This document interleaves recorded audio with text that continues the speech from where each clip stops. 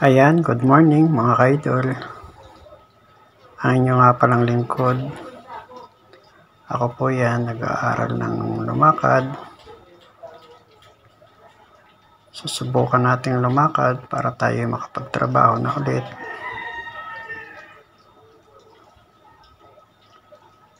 Pero alam nyo ba mga ka-idol, napakasakit. Napakasakit niyan itong-tong.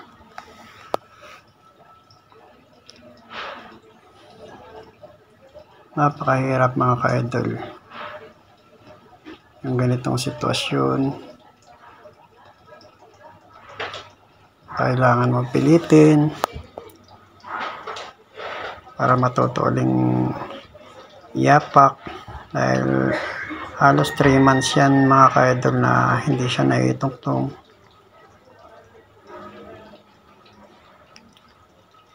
Yan, tiyaga lang. Kaya yan, self. Kaya yan.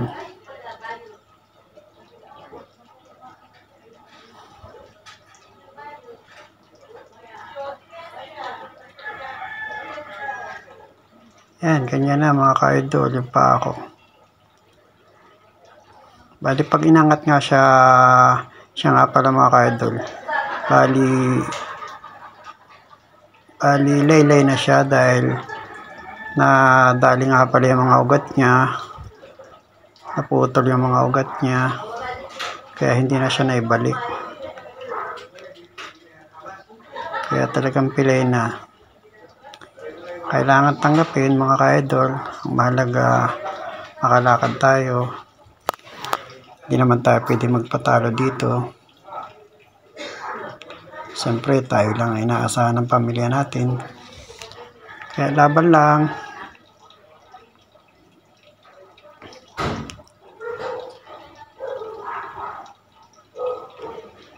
Ayan o.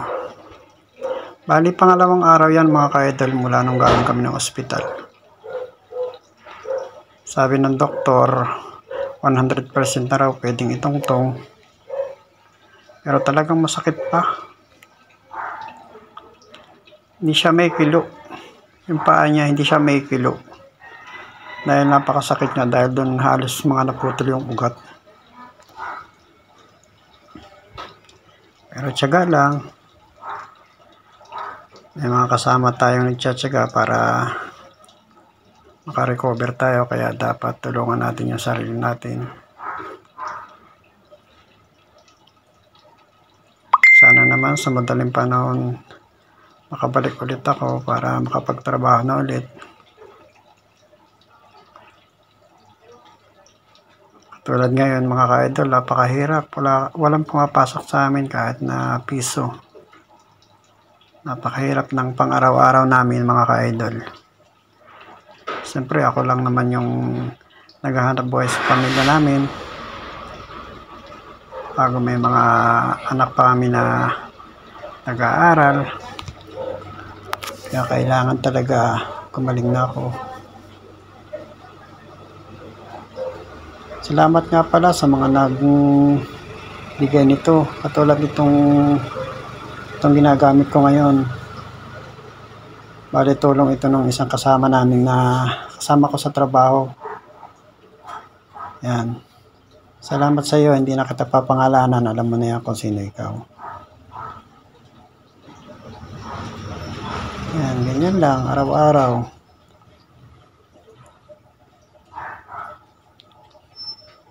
Ikot.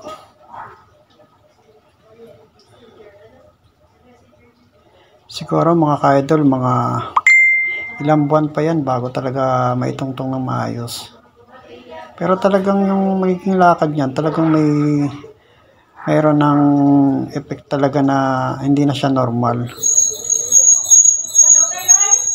Halos patian nga yan dahil siguro tumigas na sa pagkakasemento yung paa ko. Hindi na siya maikiliw ng ayos. Halos patiad na lang.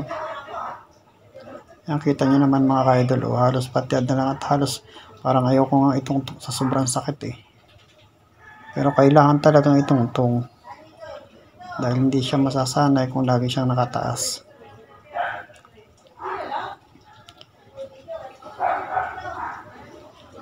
Ayan o.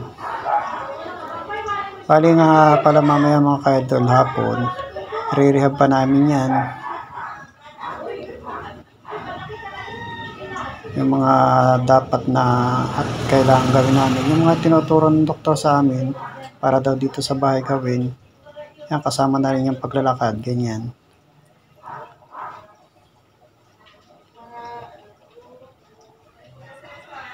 Pahinga muna at pagod na. Ayan, sige. Diretso lang, self. Kaya natin yan.